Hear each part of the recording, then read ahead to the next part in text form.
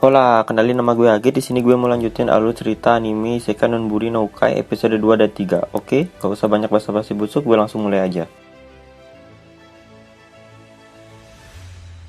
Episode 2 diawali dengan dewa yang mengingat kesalahannya kepada Machio, yang mana sang dewa harusnya memberi nasib sengsara kepada penjahat, tapi malah tidak sengaja memberinya ke Machio.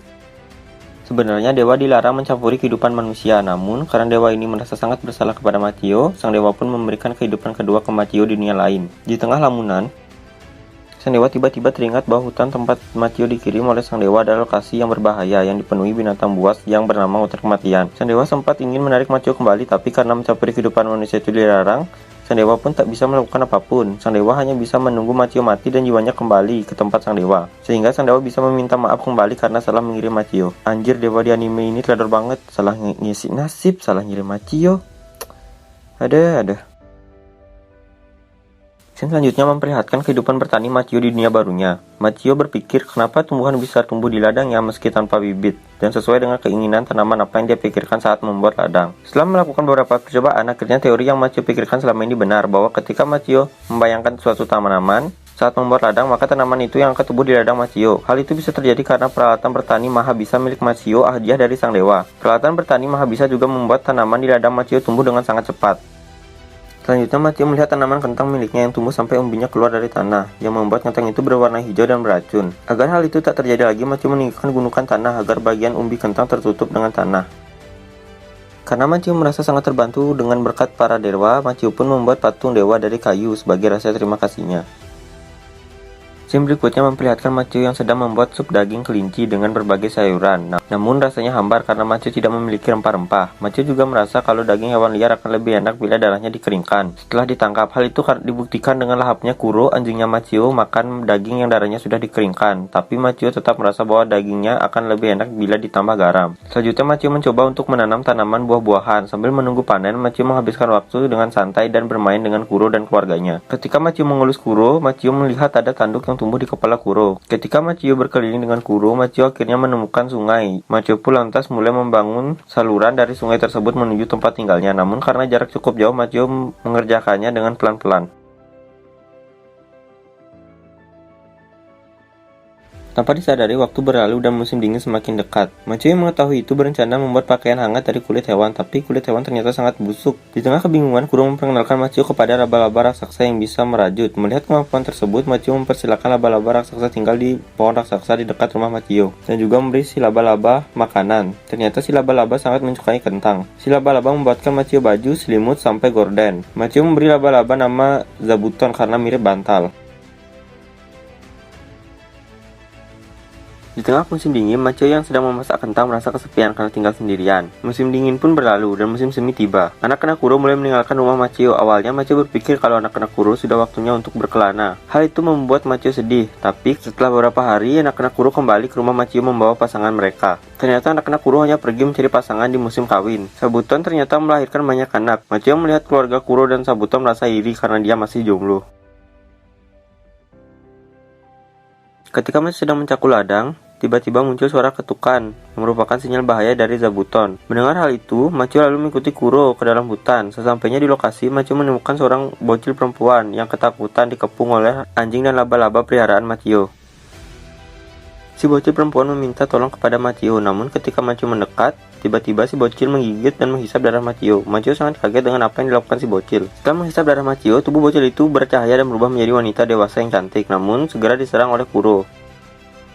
Dan si wanita kembali menjadi bocil. Machio yang melihat si wanita kembali menjadi bocil lemah membuatnya iba. Machio pun bersedia membiarkan si wanita menghisap darahnya agar kembali pulih. Machio juga mengajak si wanita untuk mengunjungi rumah dan ladangnya. Si wanita sangat senang melihat ladang milik Machio karena tumbuhan yang tumbuh di ladang Machio adalah tumbuhan yang belum pernah dia lihat sebelumnya. Si wanita bertanya, "Tumbuhan apa ini?" Dijawab Machio, "Ini adalah tomat." Machio juga memetik satu buah tomat dan membiarkan si wanita mencicipinya. Si wanita sangat terkejut dengan rasa tomat yang enak dan segar. Si wanita pun semakin bersemangat dan meminta Machio menunjukkan ladangnya yang lain. Machio dengan senang hati menunjukkannya. Akhirnya sepanjang hari, si wanita dan Machio menghabiskan waktu dengan berkebun, seperti memanen jagung, lobak, dan kentang, sampai sore hari.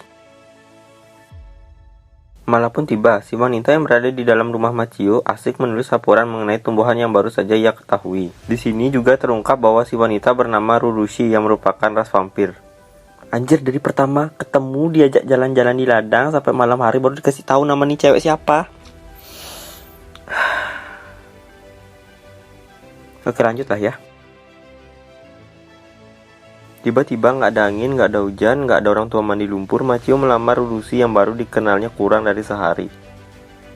Buset, gelap amat. Yang dituri adik-adik, Urushi menegaskan bahwa dia adalah seorang buronan dan juga merupakan ras vampir. Machio menjawab dengan tegas bahwa dia tidak peduli dan akan menerima Urushi apa adanya.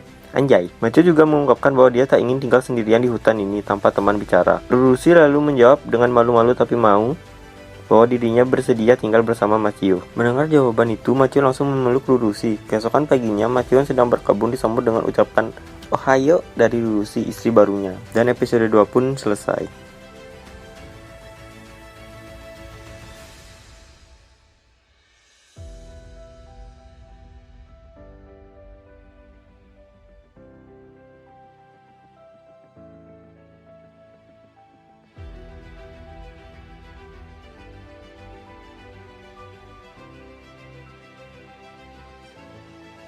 Episode 3 diawali dengan memperlihatkan bantuan apa saja yang telah diberikan Urushi ke Machio, mulai dari sihir lampu sampai memberitahu lokasi garam yang ternyata selama ini ada di bawah tanah, yang selama ini Machio tak sadari, padahal Machio sempat menggali tanah cukup dalam.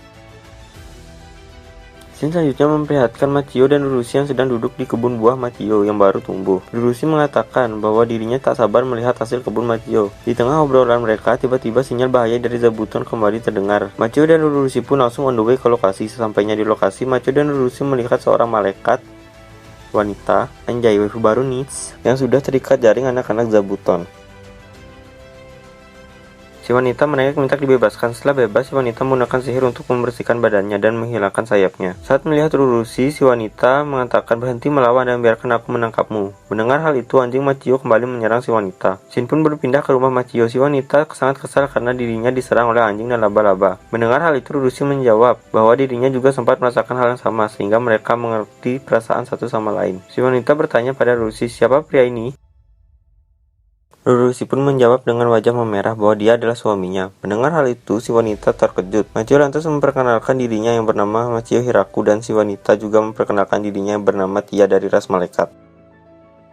Akhirnya kita tahu juga nama nih cewek siapa. Machio bertanya apakah ras malaikat melayani dewa. Mendengar pertanyaan Machio, Urushi menjawab kalau ras malaikat hanya ras yang gila otot saja. Dia menepis hal itu dan mengatakan malaikat juga pernah menjadi target untuk disembah. Machio bertanya kenapa Tia mengejar Urushi. Tia menjawab bahwa Urushi telah mengamuk di kota sehingga menjadi buronan. Urushi mengatakan alasannya bahwa ada seorang bangsawan yang terus minta obat kepada dirinya, sehingga Urushi terpaksa memberi bangsawan itu sedikit pelajaran. Mendengar itu, Tia menepis itu bukan sedikit pelajaran. Tia menceritakan bahwa Urushi telah meledakkan kastil berkali-kali. Urushi dan Tia sempat berdebat, tapi segera Urushi melunak semua kesalahannya. Tia terkejut mengetahui Urushi mau jujur.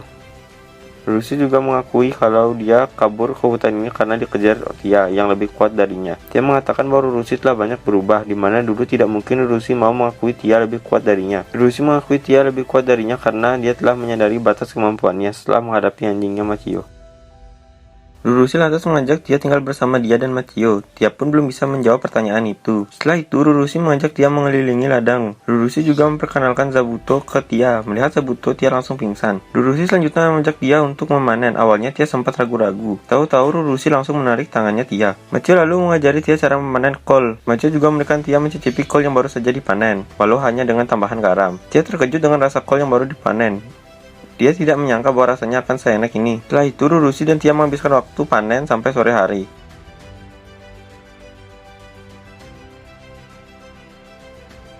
Di malam harinya, Tia memakan buah stroberi. Tia sangat menyukai rasa stroberi yang asam dan manis. Tia juga berkata kalau berladang ternyata sangat menyenangkan. Mendengar hal itu, Urushi kembali mengajak Tia tinggal bersamanya dan Machio. Tia pun menerima ajakan tersebut. Haramnya udah mulai nih guys. Hari-hari berikutnya dihabiskan mereka bertiga dengan berladang. Machio berkata kalau mereka kekurangan tenaga kerja. Ketika melihat keluarga Kuro yang makin banyak, Machio pun mengupdate kandang mereka. Anak-anak Zabuton mulai meninggalkan tempat tinggal Machio, walau sebagian ada yang tetap tinggal. Tia menghampiri Machio dan berkata akan pergi beberapa hari. Tia tidak mengatakan kemana dirinya pergi, tapi dia mengatakan bahwa dia akan segera kembali.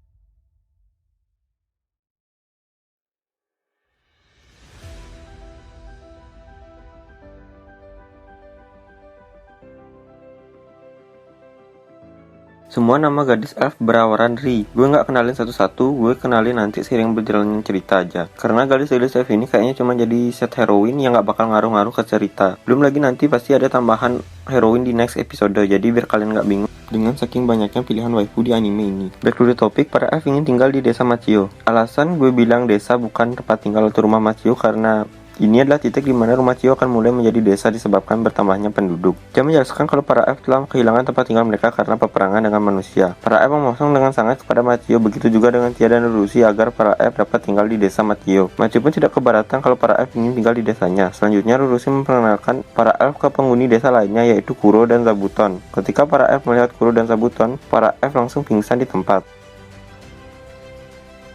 Dengan bertambahnya anggota desa Machio, mengharuskan Machio membuat tempat tinggal yang lebih luas. Ketika Machio menebang pohon, para elf terkejut karena Machio dapat menebangnya dengan sekali tebas. Para elf dan Machio pun bahu-membahu membangun rumah baru mereka. Di sini juga terungkap fakta kalau gadis elf ini ahli dalam arsitektur. 10 hari berlalu, rumah baru pun jadi. Anjas, cepat sekali jadinya.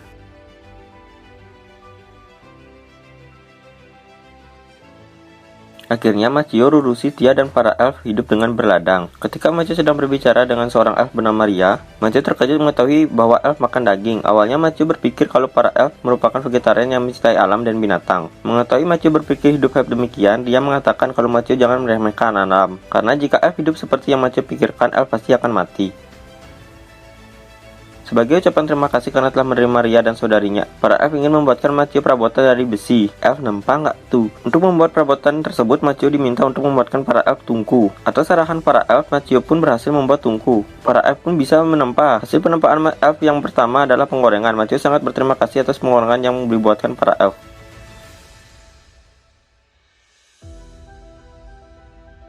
Dia berkata ke Machio kalau ada hal yang belum bisa dilakukan para elf, yaitu berkembang biak. Mendengar hal itu, Machio berusaha mengalihkan topik. Dasar anime jualan waifu. Mendengar penyakapan ini, gue sih yakin ya bakal banyak wibu-wibu no lab yang membayangkan jadi Machio. Gue cuma mau bilang, sadar woi. Ketika Machio, Rurusi, dan Tia berladang, para elf tiba-tiba menghampiri mereka dan mengatakan ingin membuat roti. Mendengar kata roti, Machio berkata tolong buatkan aku juga. Para elf pun mulai membuat adonan. Setelah jadi, mereka memanggang adonan tersebut. Ketika sedang menikmati roti yang masih panas, Machio kepikiran wilayah siapa yang ia bangun di desa ini. Rurusi pun menjawab ini adalah wilayah Raja Iblis. Mendengar jawaban itu membuat Machio khawatir kalau Raja Iblis akan marah karena Machio membangun di wilayahnya. Tapi Rurusi menenangkan Machio dengan mengatakan kalau Machio membangun tempat ini sendiri, jadi tidak perlu khawatir karena ini menjadi wilayah Machio. Scene berpindah ke malam hari di mana Rurusi, Tia, dan Ria menggosip tentang Machio yang bukan orang sembarangan karena Machio bisa menjinakkan Inferno Wolf yaitu Kuro dan keluarganya dan Demon Spider yaitu Zabuton. Sawiran tanah Machio juga pertama kali mereka lihat dan yang lebih aneh lagi ladang ini tumbuh di tanah yang tidak subur. Anjir, udah dibantuin, masih digosipin, dan episode 3 pun berakhir.